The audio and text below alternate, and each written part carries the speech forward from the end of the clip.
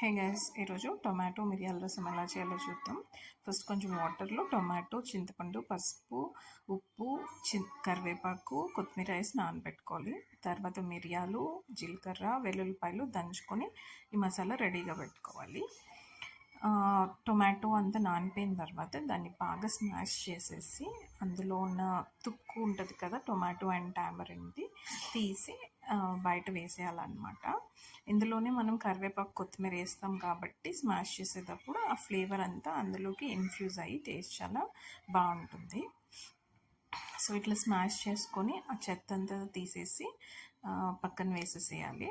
Filter ఏం చేసుకోవసరం లేదు, just మన చేతికి వచ్చే చెత్త మాత్రం తీసేసి బయటపడేసేయాలి. కొంచెం కడాయి పెట్టుకుని కొద్దిగానే ఆయిల్ వేసుకుని దాంట్లో మెంతులు, ఆవాలు, జీలకర్ర, ఎండుమిర్చి వేసి కొంచెం ఇంగువ కూడా వేసి, ఎక్కువ వేసుకోండి ఇంగువ. ఇంకా ఫర్దర్గా కూడా మీకు కావాలి అనుకుంటే పచ్చి ఇంగువ కూడా కొంచెం రసం పౌడర్లో కూడా వేసుకోవచ్చు. వేసుకుని ఇక్కడ ఈ స్టేజ్లోనే కరివేపాకు వేసేసి మనం దంచి పెట్టుకున్నది ఉంది కదా, ఆ మిక్స్చర్ కూడా వేసేసి కొద్దిగా ఫ్రై చేయండి. ఫ్రై చేసిన తర్వాత కొంచెం స్మెల్ వస్తుంది. ఆ స్మెల్ రాగానే మనం ఏదైతే రసం పెట్టుకుని తీసుకుని ఉన్నామో ఆ వాటర్ అంతా ఇందులో పోసేసేయండి. పోసిన తర్వాత మళ్ళీ లాస్ట్లో ఉంటుంది కదా, అది మాత్రం పోయకండి. దాంట్లో కొంచెం చింతపండు చెత్త అది ఉండొచ్చు.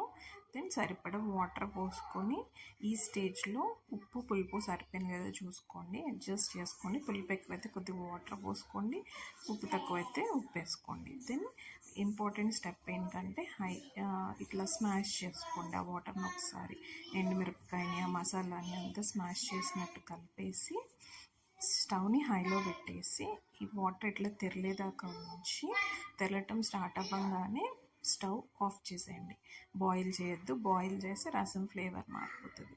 స్టవ్ ఆఫ్ చేసేసిన తర్వాత ఈ కడాయిలోది వెంటనే వేరే గిన్నెలోకి ట్రాన్స్ఫర్ చేసుకోండి. అదర్వైజ్ ఆ కడాయి వేడికి ఫర్దర్గా బాయిల్ అవుతుంది. ట్రాన్స్ఫర్ చేసుకున్న వెంటనే దాన్ని క్లోజ్ చేసేయండి లిడ్తో, సో దట్ ద ఫ్లేవర్స్